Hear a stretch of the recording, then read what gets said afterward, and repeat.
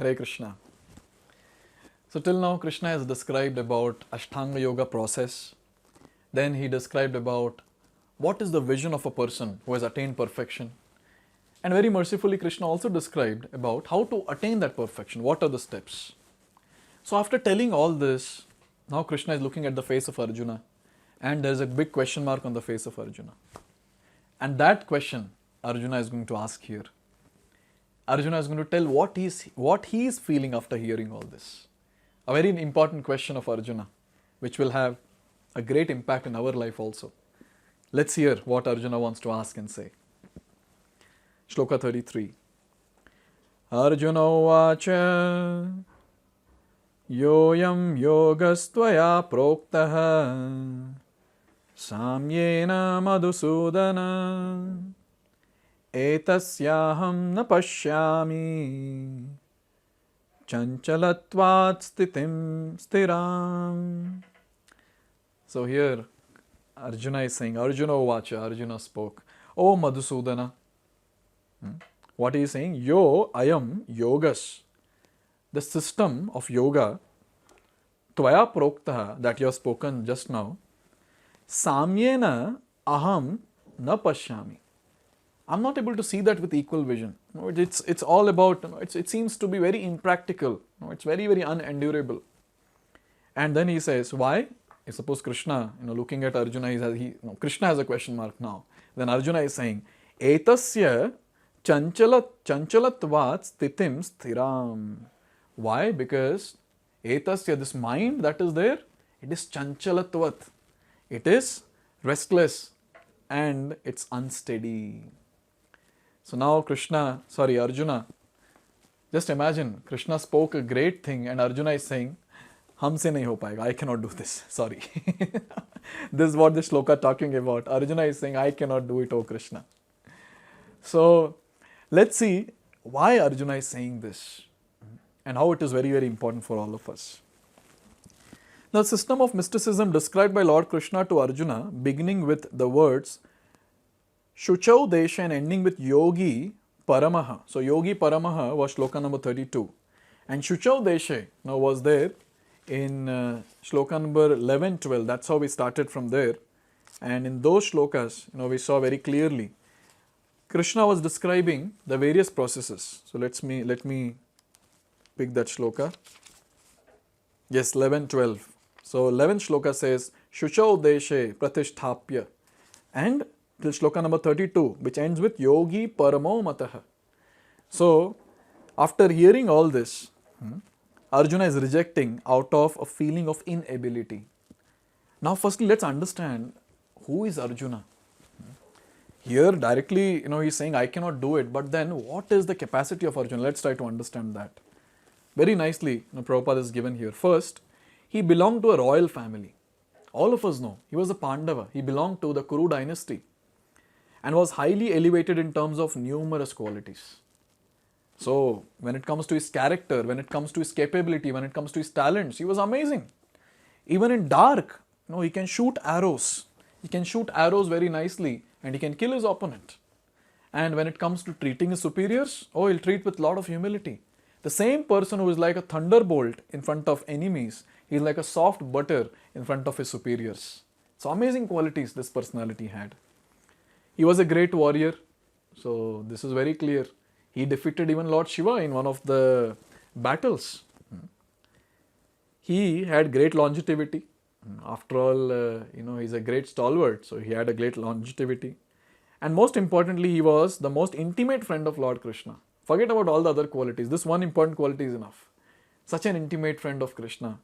Can you imagine? Only for Arjuna, Krishna is stopping, he in the battlefield, in the middle of the battlefield, as if the battle is stopped. Krishna is speaking Bhagavad Gita to Arjuna. You can imagine how close Arjuna is to the heart of Krishna. And 5,000 years ago, Arjuna had much better facilities. This is very, very important. So we are talking about Dwapar Yuga. Then at that time, the facilities were very nice. There were thick, dense forests which were available, peaceful, calm. People were very nice. And those places were very good and holy. They were very, very auspicious and sacred places which were there. So after having all this, he has refused to accept this system of yoga. And there is no incident that is mentioned in the history that Arjuna practiced this yoga.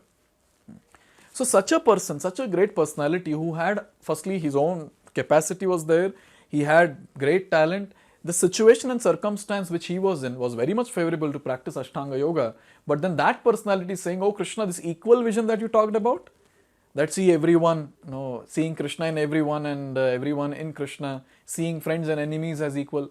So Arjuna is like, Arey, I'm on the battlefield and I'm supposed to fight, they're supposed to be my enemies. How can I see Duryodhana and Yudhishthira on the same platform? Equal vision, where is the question of equal vision? So this is what Arjuna is saying. So here very clearly we understand, if it was impossible for Arjuna, then how is it that people in Kali Yuga are thinking that it will be possible for me? We should have some brain substance to understand this. Where it was so difficult, Arjuna is saying it's difficult for me, such a great warrior who had controlled his sexual desire also. When the celestial being came, a celestial beautiful girl, she came and proposed Arjuna, and Arjuna rejected her proposal. And that proposal was in a seclusion. Now just imagine how controlled Arjuna was, and such a person is saying that this, what you talked about, oh Krishna, is very impossible for me.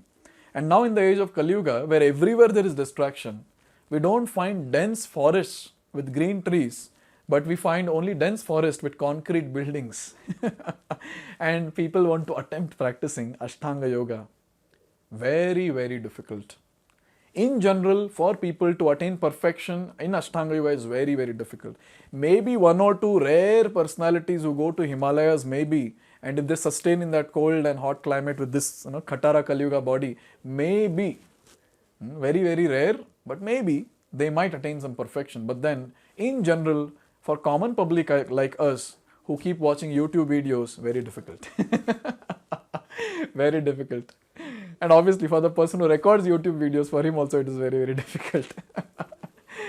So here it is said, it is not possible for an ordinary man to leave home. Firstly, this is very, very important.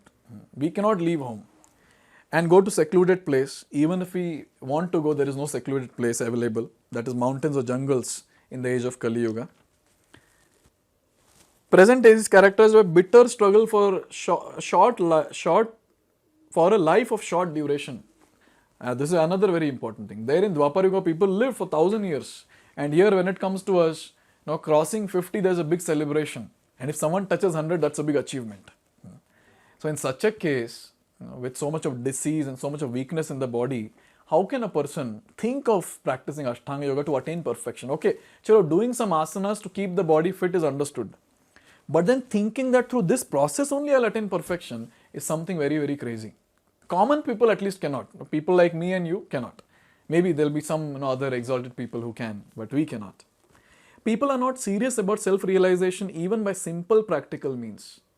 And what to speak of this difficult yoga system which regulates the mode of living, the manner of sitting, selection of place and detachment of the mind from material engagement. Here people are not ready to take up simple means of self-realization. Chanting Hare Krishna, it is so simple. What is supposed to be done? Just sit and chant. What is there in that? So people are not able to do that. Who will do all this? Look at these different things. First, the person has to regulate his mode of living. Now when it comes to night shifts and all, what mode of living is going to adjust? What lifestyle is going to change? The manner of sitting.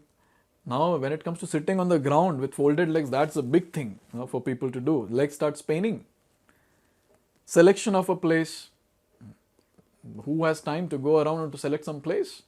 Here, a person is stuck in his monotonous life, going to office, coming back, sleeping, taking some rest, and again, getting up, going to office, coming back. So only two places the person knows, home and office. So where is the question of selection of place?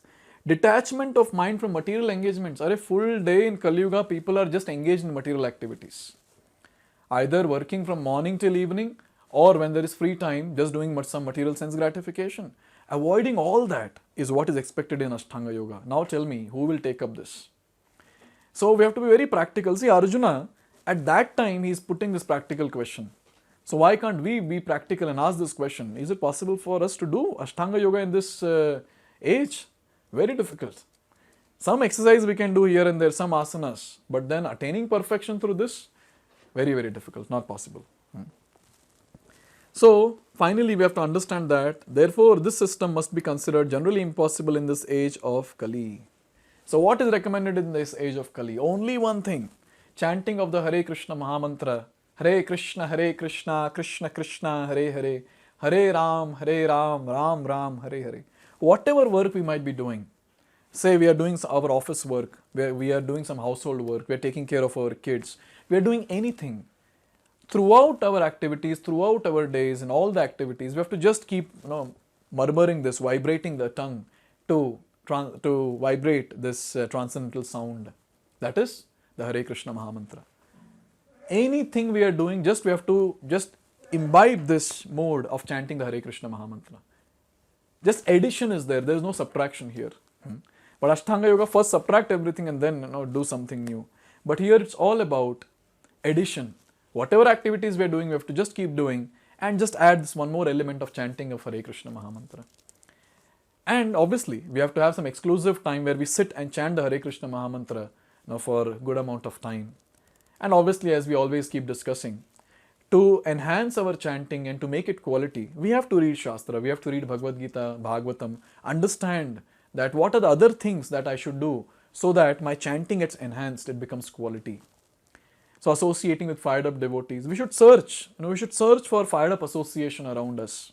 And we should go and associate with them. And in the association, we should hear Krishna Katha, chant the Hare Krishna Mahamantra, celebrate various festivals, serve Krishna together. So when it comes to Ashtanga Yoga, the person has to struggle so much and finally at the end, few might attain success. But in Bhakti Yoga, right from start itself, there is so much of bliss in the association of devotees. And finally, when the person attains Krishna, that is next level of bliss that the person gets. So we should completely resonate the question that Arjuna is posting. Basically, it's not a question, it's directly a conclusion that Arjuna is telling that I cannot do this. I cannot do this by myself. And now, if suppose Krishna says, why are you saying this that you cannot do it? You are Arjun. You are the great warrior. You are my friend. Why are you saying this? So Arjuna is going to give some reasons now. So let's see that in the next video. Hare Krishna. Hare Krishna, Hare Krishna.